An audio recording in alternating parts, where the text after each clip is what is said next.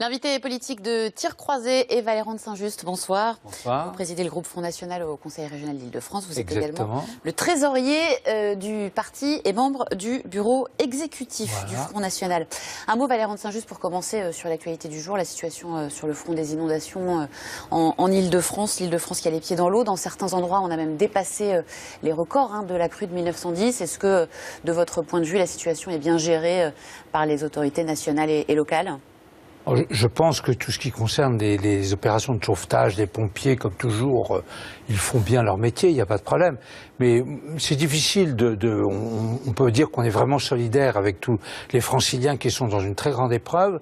Ce que je peux dire de pratique, c'est que moi j'ai demandé au début de l'après-midi, j'ai envoyé une lettre à Valérie Pécresse, à Othmane Nasrou, mais il n'en avait peut-être pas connaissance, qui était là il y a quelques minutes, en lui demandant d'intervenir auprès des ministères pour que les entreprises, c'est que le Conseil régional a une grande compétence en matière de développement économique, pour que les entreprises qui sont dans la peine à cause de ces inondations se voient exonérées pendant au moins un temps important de taxes ou de charges sociales. Je crois que c'est ça que nous pouvons faire.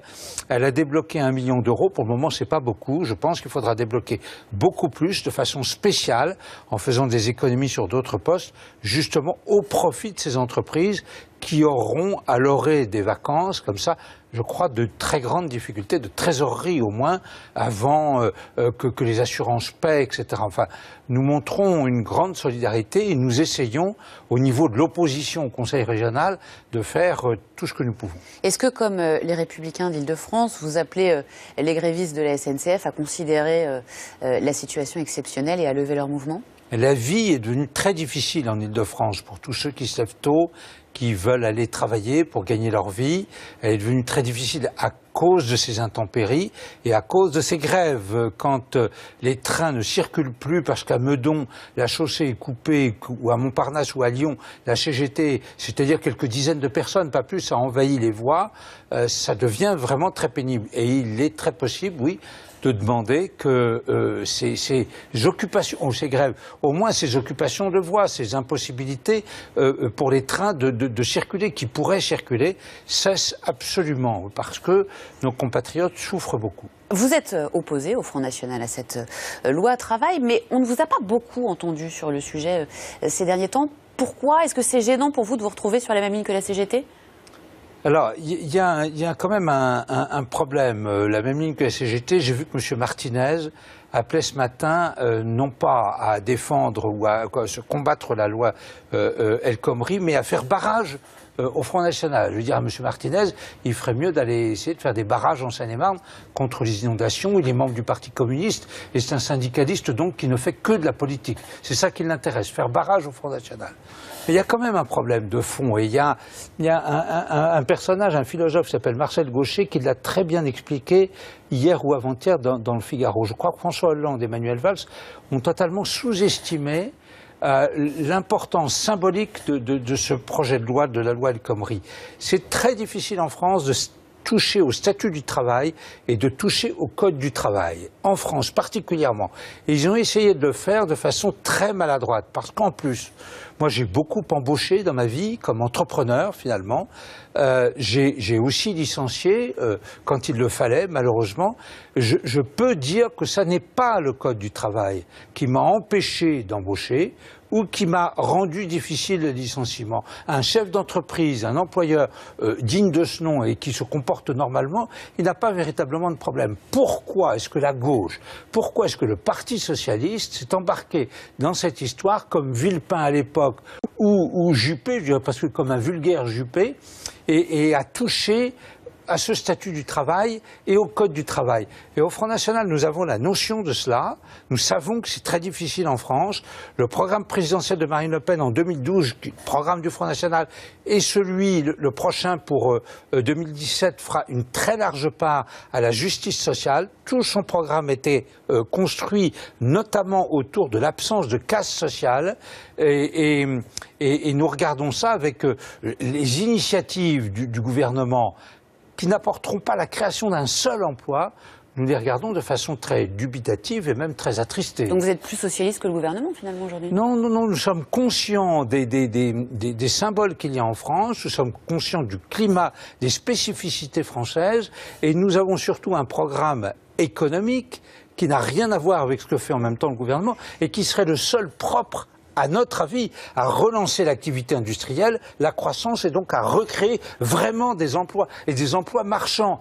Pas les cautères sur des jambes de bois ou des entreprises dangereuses comme est en train de le faire le gouvernement. Mais vous soutenez les manifestants, les bloqueurs? Pas du tout, c'est là aussi... C'est paradoxal tout de même. Non mais, bon, vous me demandez mon avis sur la loi El Khomri, je vous le donne. Et alors, ils se sont embarqués dans cette histoire où finalement ils vont avoir contre eux les syndicats politisés comme la CGT de gauche contre un gouvernement de gauche. Donc ils ont tout faux. C'est pas comme ça qu'il fallait faire. Mais si vous êtes contre cette loi travail, vous devriez soutenir les manifestants, soutenir la CGT, très bien, politiquement, qui se bat contre ce on est politiquement contre la loi du travail, cette loi de El Khomri. Nous l'avons dit, nous l'avons répété. Nous avons un projet tout à fait alternatif, mais en ce qui concerne le blocage du pays, comme le fait à l'heure actuelle la seule CGT, qui est quasiment le seul, avec quelquefois un petit peu Force ouvrière. Il y a d'autres syndicats qui sont engagés dans ce mouvement. Enfin bon, voilà, mais c'est surtout la CGT. Nous sommes totalement contre cette façon de pratiquer le syndicalisme et surtout de bloquer la France. Florian Philippot, lui, il a refusé de condamner l'action de la CGT. Écoutez, l'action de la CGT telle qu'elle s'exprime à l'heure actuelle, par ces blocages répétés, notamment ces blocages de gares à Montparnasse et à la gare de Lyon, moi personnellement je dis que ça n'est pas supportable. Ça n'est pas ça le syndicalisme.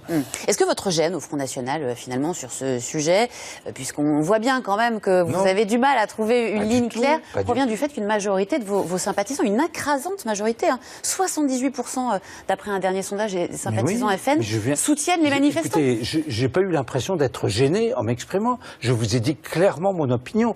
Condamnation de cette action-là des syndicalistes, mais condamnation de l'action le du numéro 2 de gouvernement votre parti ne condamne pas, lui. Mais non, mais là, aujourd'hui, c'est moi qui m'exprime. Condamnation de l'esprit de cette loi. Donc, il y a bien deux lignes au Front National. Non, il n'y a pas de ligne au Front National. En fait, Florian Philippot est exactement... Mais moi, j'ai bien lu, notamment l'article dont je vous parlais tout à l'heure. L'esprit de cette loi est un esprit qui atteint un grand nombre de sentiments profonds des Français, et notamment des salariés français, et l'on retrouve ça dans la proportion. Les 78% d'adhérents du Front National, de sympathisants du Front National, qui sont contre cette loi, eh bien c'est exactement en adéquation avec ce que je dis. L'euro approche, Valère de Saint-Just, c'est dans 8 jours maintenant, dans le contexte de menaces terroristes que l'on connaît. Est-ce qu'il faut maintenir les fan zones, ces endroits où vont se rassembler des gens pour regarder tous ensemble un match? Mais là aussi, ça part le gouvernement. On comprend ces milliers de supporters qui n'ont pas pu avoir de billets, qui veulent se rassembler autour d'écrans géants et communier un petit peu dans ce qu'on espère la victoire de l'équipe de France, ou en tout cas qu'elle aille le plus loin. On comprend cela, mais en l'état d'aujourd'hui, on a vu l'attentat du Düsseldorf là, qui vient d'être déjoué. Les terroristes sont toujours sur nos pistes, hein. Il ne faut pas l'ignorer. Cette fan zone, notamment du Champ de Mars, paraît... J'ai lu ce soir que le préfet de police avait obtenu des renforts supplémentaires. C'est bien que ce n'était pas préparé. Pourquoi le gouvernement n'a-t-il pas pris le stade Sarletti, ou peut-être même le Parc des Princes, où il ne doit pas y avoir des matchs tous les soirs, pour faire ces fan zones, notamment quand il y a un match au Stade de France. Je crois qu'ils ont voulu trop bien faire. Il y a eu des fan zones au Champ de Mars autrefois. Maintenant, il faut sécuriser tout ça. Et dans un stade comme le stade Sarletti, c'est beaucoup plus facile. Je pointe du doigt l'imprudence du gouvernement. Que pensez-vous de la polémique autour des déclarations de Karim Benzema, qui, on le répète, estime que s'il n'a pas été sélectionné, c'est car Didier Deschamps aurait cédé à une partie raciste de la France? Ça m'a énormément choqué. Moi, j'ai réagi en disant stop aux injures faites contre la France et contre les Français, parce que ça a été jusque-là. La France est le pays, je le répète souvent, le pays le moins raciste du monde. Il n'y a pas de vrai racisme en France. C'est en France qu'on a toujours accueilli. Mais moi, ce qui m'a encore plus choqué, voyez-vous, c'est dans le prolongement des déclarations de M. Benzema, c'est son déclaration de Tariq Ramadan ce matin.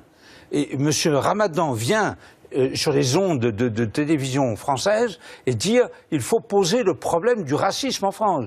Mais qui est-il, lui spécialement? Il n'y a pas de racisme en France. Il n'y a pas de racisme en France. Il n'y a pas de racisme en France. Les Français sont le peuple le moins raciste de France. Vous savez ce qui peut arriver? Ce sont des manifestations d'exaspération. Et ça, il ne faut pas du tout se cacher derrière son petit doigt. Des manifestations d'exaspération devant un certain nombre de manifestations communautarisme, d'islamistes dans certains quartiers de France. Ça, c'est l'explication. Il peut y avoir les explications, mais il y a quand même un phénomène qu'on ne peut pas nier. Mais c'est pas vrai. Quand on parle vraiment du racisme et qu'on définit bien le racisme, je vous le répète, et je trouve absolument scandaleux que des gens comme M. Ramadan viennent nous faire la leçon sur cette question-là, qu'il reste chez lui et qu'il se taise à ce sujet-là. Sinon, nos réactions pourront être très très véhémentes. Dernière question, Anne Hidalgo a annoncé l'ouverture d'un camp pour accueillir les demandeurs d'asile à Paris. Que pensez-vous de cette initiative? Madame Hidalgo vient d'être condamnée par le tribunal administratif pour les nuisances extrêmes qu'elle fait subir aux aux habitants, aux citoyens qui habitent le 18e arrondissement et notamment dans le quartier de Château-Rouge. Madame Hidalgo